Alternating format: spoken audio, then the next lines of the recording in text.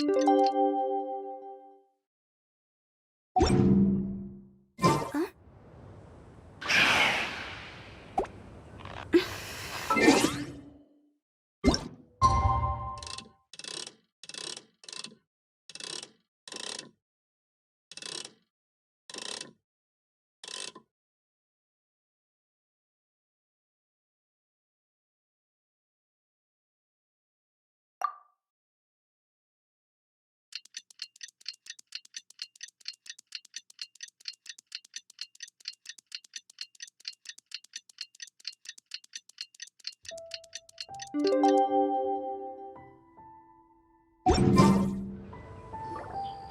Huh?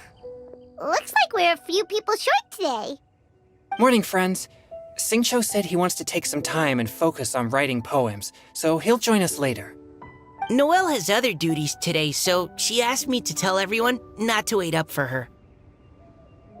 Oh, okay. Well, never mind. What about Kelly Roy, though?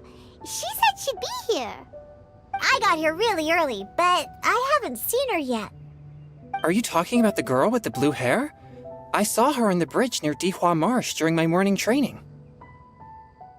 She looked a little upset, so I didn't want to disturb her. Upset? Oh no! What should we do? Was it something we said last night? Oh, Paimon's worried.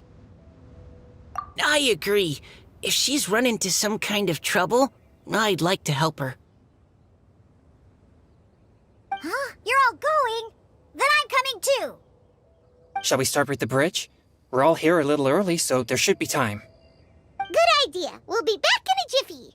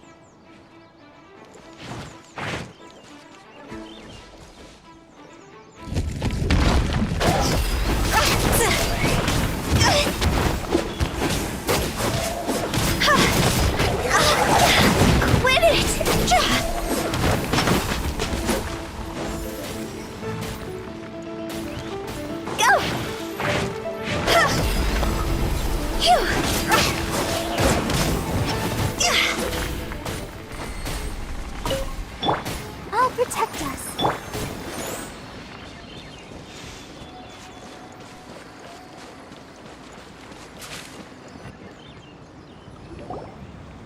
Oh, so this is the place? We ran into her here yesterday, too. She looked like something was weighing on her mind then as well. It's also not far from where we were dropping those leaves. Huh. Leaves? Oh, right. We were so busy matching couplets we forgot to mention.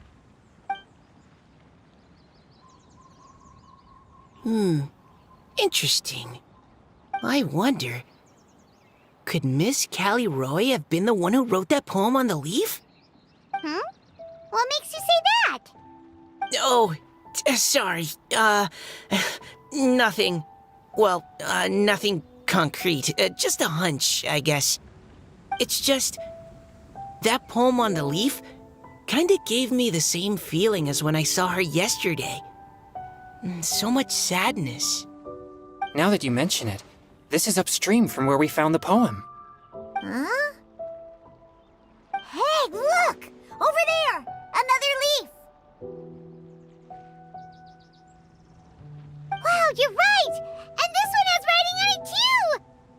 After that leaf!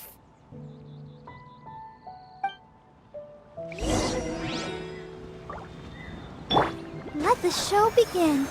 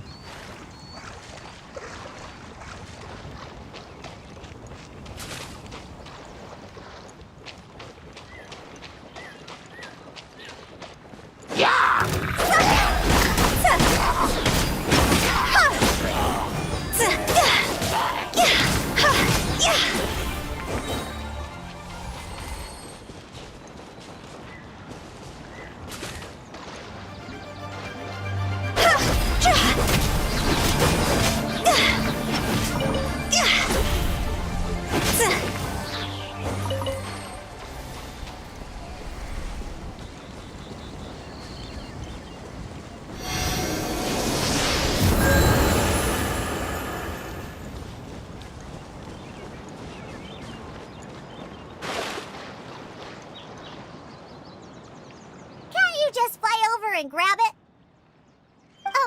But Paimon can't swim. What if Paimon accidentally falls into the water?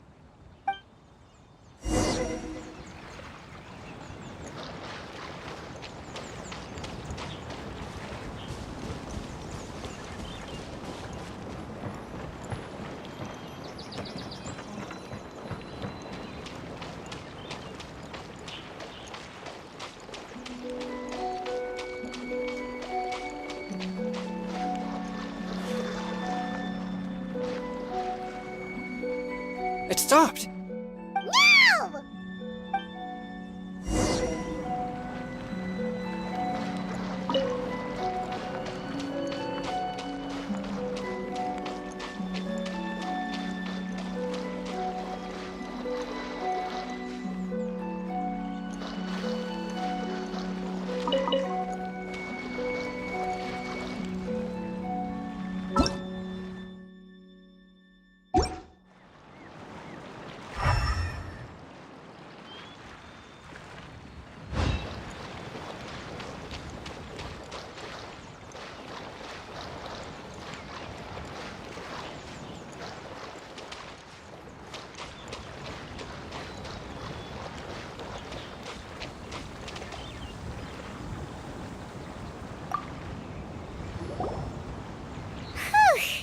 We finally caught it.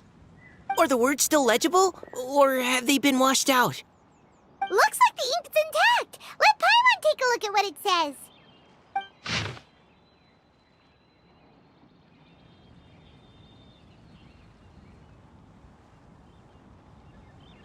Huh? This is related to the poem we wrote in reply yesterday. She must have picked up one of our leaves. Spring. Young boy. It's looking a lot like Callie Roe was the one who wrote this. She seems to care a lot about that story, huh? Actually, when Paimon first saw her, Paimon was wondering, do you think... is it possible that she's, Based on the current and accounting for wind strength, everyone, please follow me.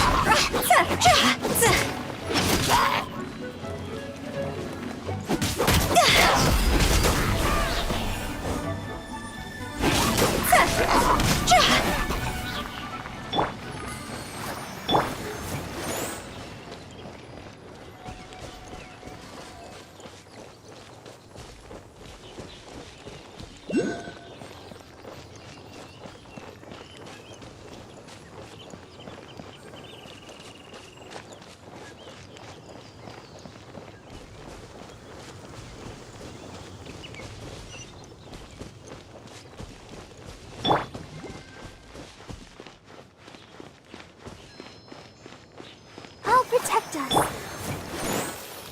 Ha! Gotcha!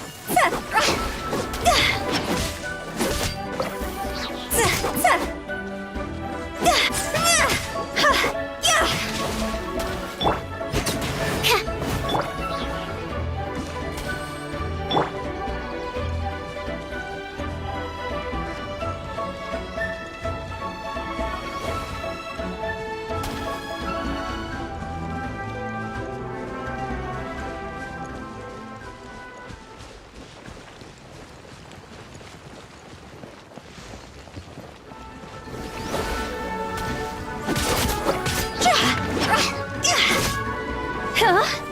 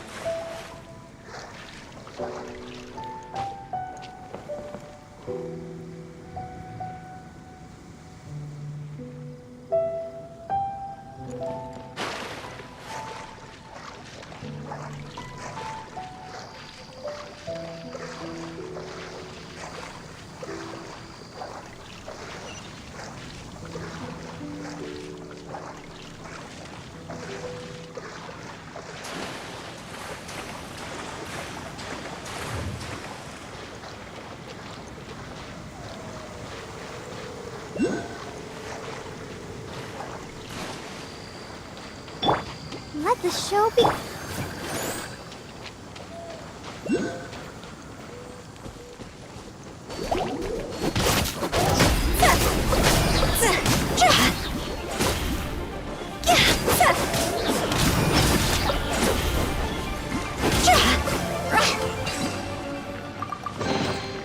If we bury it, maybe it'll spring back to life.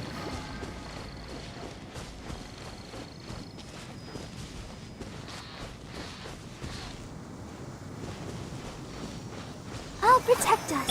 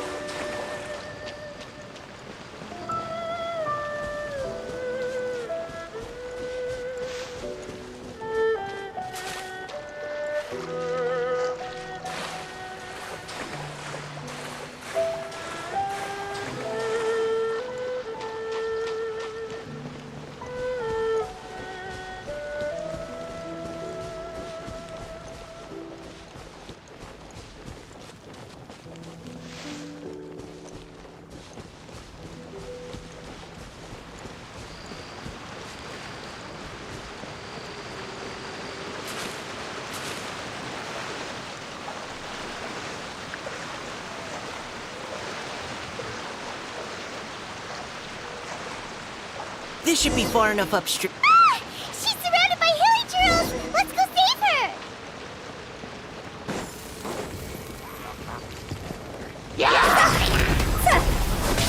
Time to go!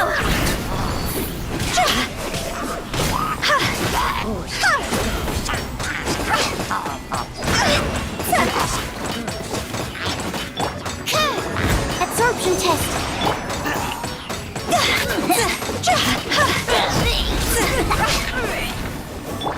Let the show be.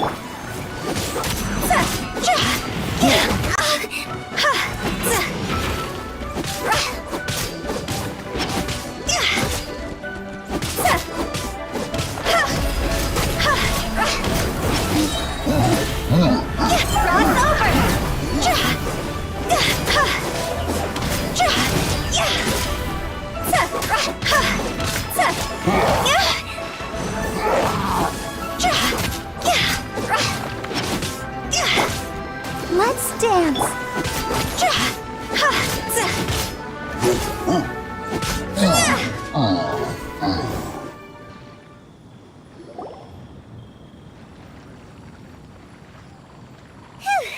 Callie Roe, are you okay?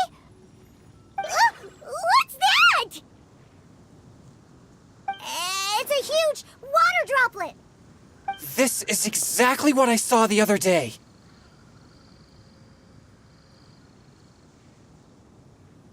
Huh? Why are you all looking at me like that? Oh no, my body, is it? That voice is definitely Callie Roy's. How did this happen? Please wait a moment. Oh no, did I use up too much energy? How did you... What's going on here? Miss Callie Roe, are you some kind of adeptus? No, I'm so sorry for deceiving you all for so long. Actually, I'm an Oceanid who flowed here from Fontaine long ago. What's an Oceanid? Ah, the Grandmasters mentioned them before. The Oceanids were the familiars of the former Hydro Archon. They all fled Fontaine after the Archon died and settled across the world. That's correct. Though, to tell you the truth, I can't even completely recall how I found myself here. I have a vague impression of my ancestral home, but I can't recall clearly anything I saw on my journey. All I know is that by the time I arrived in Mondstadt, I had lost most of my power and couldn't even sustain a physical form. Eventually, I settled in a place called Springvale, where I slowly began to regain my power. Springvale is a serene and beautiful place. The water that flows through there is clear and pure, just like the hearts of the people who dwell there. So you're the Spring Fairy of Springvale? Yes, Diona, and I remember you too, you know. When you were little, you often came to the spring at night to speak with me. Really? You're not messing with me, are ya? I always thought that was just a local legend. Your favorite little pillow, the fish one? Its name is Bubbles, is it not? Yep! All those childhood memories. So they weren't just a dream. So, if this is true, then all those things written on the leaves... I see. So you were the ones who found my leaf. Well, you are correct. The Spring Fairy and Heart of Clear Springs is me. No wonder you were asking us so many questions about it. So, the boy from the story... is Finch. I always loved listening to people's dreams, and still do to this day. Whether they're beautiful, sad, or filled with emotions I couldn't understand at the time. One night, a little boy came to the spring. The tears that fell from his face were more fragile than a moonbeam, and purer than the morning dew. I like humans, and wanted to understand them better, I also wanted to make sense of the feelings contained in his tears that were, then, a mystery to me. Yes, we often met under the stars, sharing our stories with one another. Sometimes, we'd stay up all night and see who would hear the first bird chirping from the boughs, or the first cicada of summer. Aw, that sounds lovely. But one day, just like the book says, I saw an emotion in Finch's eyes that I couldn't reciprocate. I felt out of my depth, in uncharted waters. But I knew all too well that we Lockfolk face a very different fate from that of humans. Whatever was happening, I didn't want it to lead to Finch writing a chapter of his life that he would later come to regret. So, I fled, and never appeared before him again. Oh, Callie Roy. My strength returns very slowly, and even after decades, I can only sustain a physical form for a very short time. I once hoped that Finch would be able to move on, and meet me when the stars in the night sky have all gone out. But after seeing so many people's stories, and hearing about all their dreams, I have gradually come to understand Finch's heart. This feeling of wanting to respond to his feelings is surging relentlessly in my chest, and I can no longer restrain it. But I'm also scared. Scared that if I go and see him now, I'll bring nothing but disappointment, and even more pain when it comes time to part. Oh. It really is a difficult choice. Please go see him. Huh? I know Grandpa Finch, and he's a really kind person. When I was struggling to learn how to draw maps, he was always encouraging me, telling me not to give up, always keep trying, and get out there and have some adventures. He often tells me stories about his past, but I've never once seen a look of regret or sadness in his face. And even though Grandpa Finch loves adventures, he still stands there by the spring, every day, as if he's waiting for something. I believe that he's serious about his feelings for you, Miss Callie Roy. He's never stopped hoping that he'll see you again one day. So if you want to see him too, then what are you waiting for?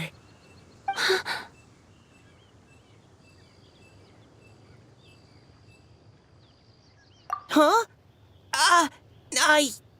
Oh, sorry. I think I got a bit too excited and I just thought, well, it just sort of came out. I understand. That settles it. I've decided. I will go back and see Finch. You will? Amazing! That's great! But I'd like to ask all of you for some help. Sure. Just say the word. We'll help you any way we can. Would you come to Springvale with me and help to bring Finch to my side? I cannot maintain this form for much longer, and I'm worried others will see me how I was just before. Leave it to me. I'm really close with Grandpa Finch. Also, please keep Finch's in my secret. I wouldn't want Springvale's tranquil waters to become agitated on account of all this. Your secret is safe with me. I won't tell anyone. That's a promise. Great. I can't thank you all enough. What's wrong? Are you gonna turn back into a water droplet? No, I'm sorry. It's just that my mind's racing. As much as I want to talk to him again, I'm still worried that I won't have the words when the time comes. A poem?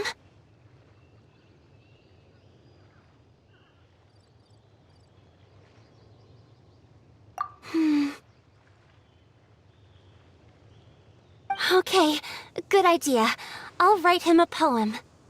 And it will be called Heart of Clear Springs.